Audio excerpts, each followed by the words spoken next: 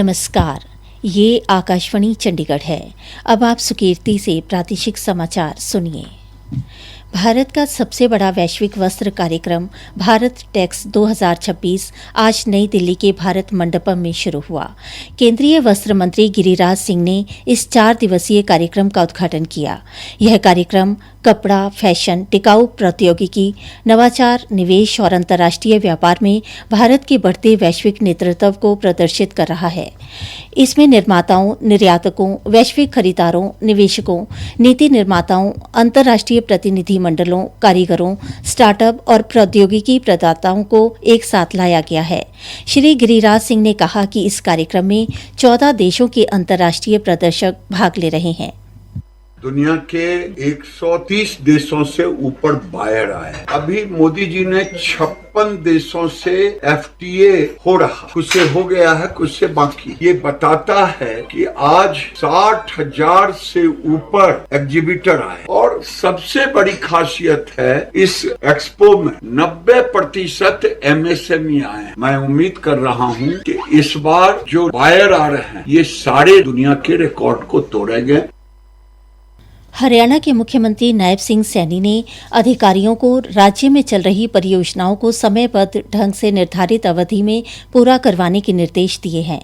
मुख्यमंत्री ने राज्य प्रगति परियोजना बैठक की अध्यक्षता करते हुए 75 करोड़ रुपए से अधिक की 12 परियोजनाओं की विस्तार से समीक्षा की और अधिकारियों से कहा कि किसी परियोजना की कार्य अवधि नहीं बढ़नी चाहिए। उन्होंने कहा कि इससे परियोजना की लागत भी बढ़ती है और जनता को भी उसका लाभ समय पर नहीं मिल पाता। उन्होंने पंचकुला की एप्पल मार्केट और गन्नौर की अंतर्राष्ट्रीय फल, फूल, सब्जी एवं बागवानी मंडी में बनाए जाने वाले शेडों पर सौर ऊर्जा उपकरण लगाने के निर्देश दिए ताकि इन मंडियों को बिजली के क्षेत्र में आत्मनिर्भर बनाया जा सके। मुख्यमंत्री ने मंडी में 20% हरित क्षेत्र विकसित करने और सड़कों के दोनों तरफ पौधे लगाने की हिदायत की। उन्होंने मंडी में रेनीवेल, लाइट एवं साउंड तथा बरसाती पानी के भंडारण एवं उपयोग के लिए आवश्यक प्रबंध करने के निर्देश भी दिए। हरियाणा के लोक निर्माण एवं जन स्वास्थ्य अभियांत्रिकी मंत्री रणवीर गंगवा ने कल हिसार के बरवाला में सौंदर्यीकरण और विकास को नई पहचान देने वाली महत्वपूर्ण विकास परियोजनाओं का शिलान्यास किया। उन्होंने हिसार, अग्रोहा व टोहाना रोड पर बनने वाले भव्य स्वागत द्वार की नींव रखते हुए कहा कि इन स्वागत द्वारों के निर्माण से बरवाला की पहचान और अधिक सुदृढ़ होगी तथा नगर में प्रवेश करने वाले लोगों को एक आकर्षक और आधुनिक प्रवेश द्वार मिलेगा। यह परियोजना शहर के सौंदर्यीकरण के साथ साथ बरवाला की सांस्कृतिक और ऐतिहासिक पहचान को भी नई मजबूती देगी। कैबिनेट मंत्री ने बताया कि इस द्वार के निर्माण पर लगभग 84 लाख रुपए की लागत आएगी। इसी प्रकार अग्रोहा रोड पर स्वागत द्वार पर लगभग 98,31,500 रुपए तथा हिसार रोड पर स्वागत द्वार पर 77,05,000 रुपए खर्च होंगे। कैबिनेट मंत्री ने लगभग 3,40,70,000 रुपए की लागत से बरवाला टोहाना रोड पर बने स्वर्ग आश्रम में होने वाले विभिन्न निर्माण कार्यों का शिलान्यास भी किया। उन्होंने अधिकारियों को निर्देश दिए कि निर्माण कार्यों की गुणवत्ता का विशेष ध्यान रखा जाए और सभी योजनाएं तय सीमा में पूरी हों ताकि आमजन को उनका लाभ शीघ्र मिल सके।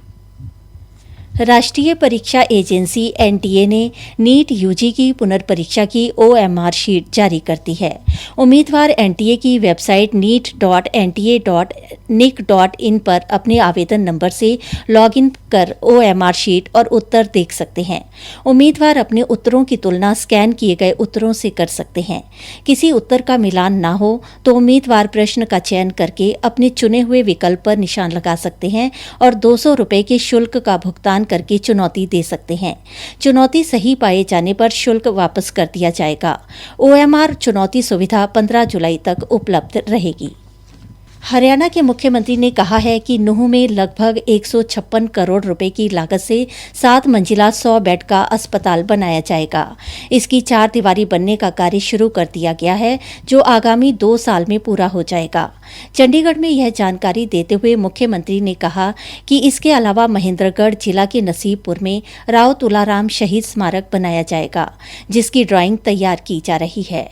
इसी के साथ ही प्रादेशिक समाचार समाप्त हुए।